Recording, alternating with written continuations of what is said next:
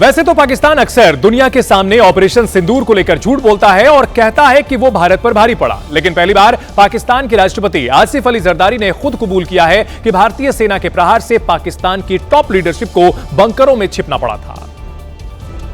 Operation सिंदूर के कुछ महीनों बाद अब पाकिस्तान के राष्ट्रपति आसिफ अली जरदारी ने खुद पाकिस्तानी सेना के झूठ का पर्दाफाश कर दिया है। एक सार्वजनिक कार्यक्रम में बोलते हुए राष्ट्रपति आसिफ अली जरदारी ने खुद खुलासा किया कि ऑपरेशन सिंदूर की रात पाक फौज के जवान उनके पास आए थे और भारत के हमले से बचने के लिए बंकर में छिपने को कहा था।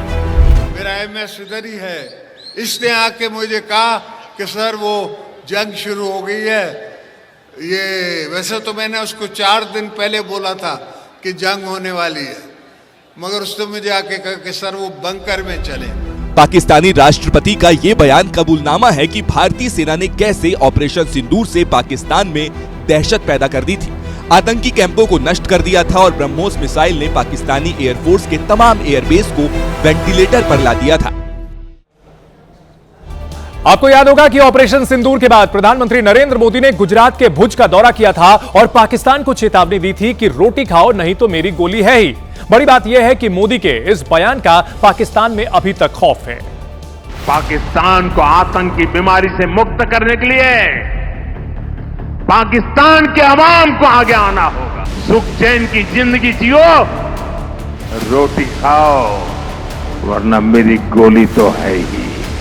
प्रधानमंत्री नरेंद्र मोदी का यही वो बयान है जो शहबाज शरीफ, पाक आर्मी चीफ आसिम मुनीर और अब राष्ट्रपति जरदारी को भी चैन से सोने नहीं दे रहा है। घबराए जरदारी कई महीने बाद अब कह रहे हैं कि हमें गोली मारी तो हम भी मारेंगे, चुप नहीं बैठेंगे। ये भूल जाओ कि रोटी होगी गोली होगी, रोटी होगी गोली होगी, हम गोलियां मारेंगे, तुम क्या गोली मारोगे। वैसे तो पाकिस्तान में नमूनों की कोई कमी नहीं है। पाकिस्तान का कोई न कोई नेता हर रोज भारत के खिलाफ जहर उगलता रहता है, लेकिन ऑपरेशन सिंदूर के दौरान पूरी दुनिया ने देखा कि भारत के सब्र का बांध जब टूटता है तो भारतीय सेना पाक फौज की कैसे पिटाई लगाती है। वो अलग बात है कि पिटने के बाद भी पाकिस्तानी टींगे हाँकते रहते हैं। बिहार के जमुई में सीमेंट लेकर जा रही मालगाड़ी दुर्घटनाग्रस्त हो गई। मालगाड़ी के 42 में से 19 डिब्बे पटरी से उतर गए। इनमें से 10 डिब्बे नदी में गिर गए। वहीं हादसे से रूट पर ट्रेनों की आवाजाही बंद करनी पड़ी। कोई डिब्बा 2 रेल लाइनों के बीच जा फंसा तो बेपटरी हुए कई डिब्बे रेलिंग तोड़कर नीचे जा गिरे। वहीं कई डिब्बे एक दूसरे पर चढ़ गए। ये हादसा रात के करीब 11:30 बजे बरुआ नदी पुल के पास हुआ। हालांकि मालगाड़ी के डिरेल होने के पीछे की वजह अब तक साफ नहीं है। वहीं हादसे के तुरंत बाद रेल अधिकारी मौके पर पहुंच गए और पटरियों से डिब्बों को हटाने का काम शुरू कर दिया गया। हादसे में किसी तरह की जनहानि की सूचना नहीं है। मुंबई में बीएमसी चुनाव के लिए बीजेपी और शिवसेना शिंदे गुट के बीच सीट बंटवारे पर बात बन गई है। हालांकि अभी भी 20 सीटें ऐसी हैं जिस पर बातचीत जारी है। शिंदे की शिवसेना और बीजेपी के बीच 207 सीटों पर बातचीत फाइनल हो गई है। इन 207 सीटों में से 128 सीट पर बीजेपी चुनाव लड़ेगी, जबकि बाकी बची 79 सीट शिंदे की शिवसेना के हिस्से में गई है। जो 20 सीटें फंसी हुई हैं, उस पर फैसला तब होगा जब शिंदे और सीएम फडणवीस साथ बैठेंगे। बची हुई जो 20 सीट है, वो 20 सीट पर सामने कौन सा उम्मीदवार आएगा, कौन से पक्ष का उम्मीदवार आएगा, इसके ऊपर आधारित हम निर्णय करेंगे। इस ऐलान के साथ ये भी तय हो गया है कि फिलहाल महायुति से अजित पवार का पत्ता कट गया है। अब सवाल यह है कि मुंबई की सीटों पर अजित पवार की पार्टी अकेले चुनाव लड़ेगी या फिर कोई नया गठबंधन नजर आएगा। राजस्थान के जयपुर में एक युवक के पेट से 7 टूथब्रश और 2 लोहे के रिंच निकाले गए। भीलवाड़ा के रहने वाले एक युवक के पेट में दर्द हो रहा था। पेट दर्द की शिकायत पर परिजनों ने सोनोग्राफी टेस्ट कराया तो डॉक्टर भी टेस्ट की रिपोर्ट देखकर हैरान रह गए, क्योंकि युवक के पेट से 7 टूथब्रश और 2 लोहे के रिंच मिले। डॉक्टरों ने 2 घंटे तक चले ऑपरेशन के बाद युवक के पेट से एक एक कर सभी चीजें बाहर निकाल ली। जानकारी के मुताबिक युवक लोहे के उपकरण और टूथब्रश निकल जाया करता था, जिसकी वजह से कुछ दिन पहले उसके पेट में बहुत जोर से दर्द हुआ, जिसके बाद युवक को जयपुर के एक अस्पताल में भर्ती कराया गया, जहां डॉक्टर तन्मय ने उसका सोनोग्राफी टेस्ट कराया तो उनकी आंखें फटी की फटी रह गई। हालांकि डॉक्टर तन्मय की टीम ने ऑपरेशन कर डस्टबिन बन चुके पेट से 7 टूथब्रश और लोहे के 2 रिंच बाहर निकाल लिए। अब अगली रिपोर्ट उन लोगों के लिए जो घूमना फिरना पसंद करते हैं। इस वक्त आप भी कहीं किसी फेमस जगह अगर घूमने गए होंगे तो वहां आपको अपार भीड़ मिली होगी। ऐसा इसलिए हो रहा है क्योंकि ये नए साल के जश्न से पहले लोगों को लंबी छुट्टियां मिली हैं और इसका फायदा उठाते हुए लोग घूमने के लिए निकल रहे हैं। जहां एक तरफ वाराणसी, अयोध्या और उज्जैन में दर्शन के लिए लाखों लोग पहुंचे, तो मनाली, जैसलमेर और ऊटी जैसे टूरिस्ट स्पॉट्स भी खाली नहीं हैं। वाराणसी की गलियों में तो इस वक्त पैर रखने तक की जगह नहीं। सुबह से शुरू होता कारवां रात तक चल रहा है।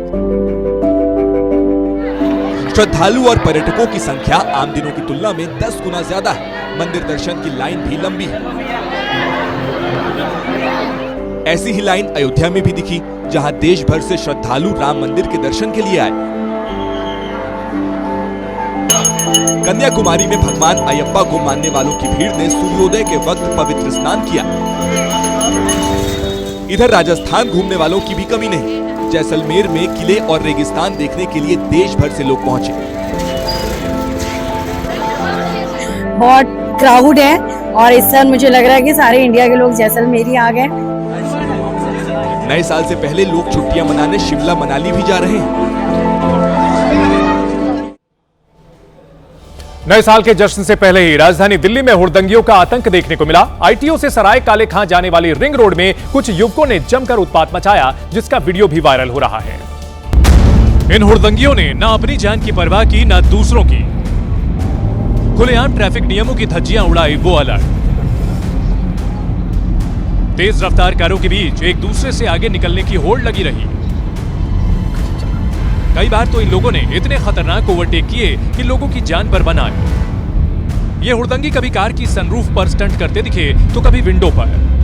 यह वीडियो 26 दिसंबर की रात का बताया जा रहा है, जो आईटीओ से नोएडा की ओर जाने वाले रास्ते का है। फिलहाल पुलिस ने आरोपियों पर एफआईआर दर्ज कर ली है। आरोपियों की तलाश के लिए सीसीटीवी खंगाले जा रहे हैं। ग्रेटर नोएडा में एक बार फिर यमुना एक्सप्रेसवे पर खौफनाक हादसा सामने आया। एक्सप्रेसवे पर दो कारों के बीच भीषण टक्कर हो गई और टक्कर होते ही दोनों कारों में आग लग गई। टक्कर के बाद आग इतनी तेजी से फैली कि कुछ ही सेकंड में दोनों कार आग के गोले में बदल गईं।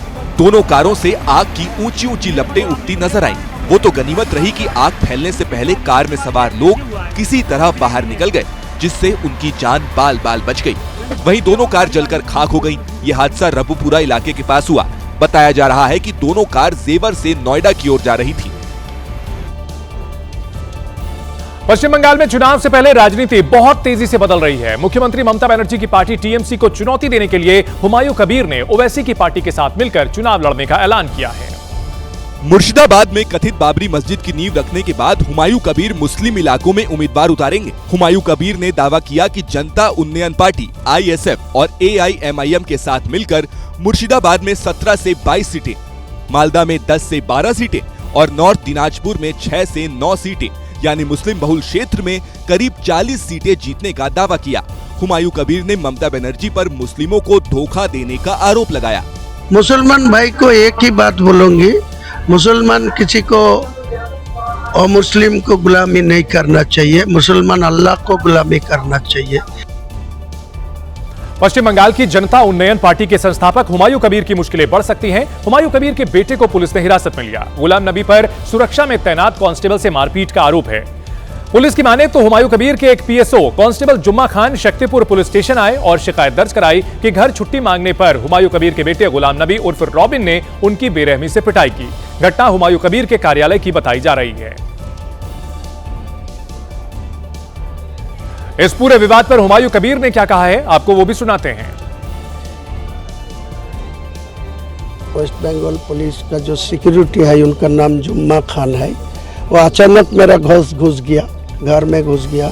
उसी टाइम मेरा बेटा और मैं अलग में ऑफिस में बैठ के बात कर रहा है। उसी टाइम वो घुस गया। मैं उनको रोका कि तुम अभी घर से निकलो, बाद में बात कर रही। इसी टाइम में वो मेरा को दबाव डाल रहा है, जो छुट्टी अभी चाहिए।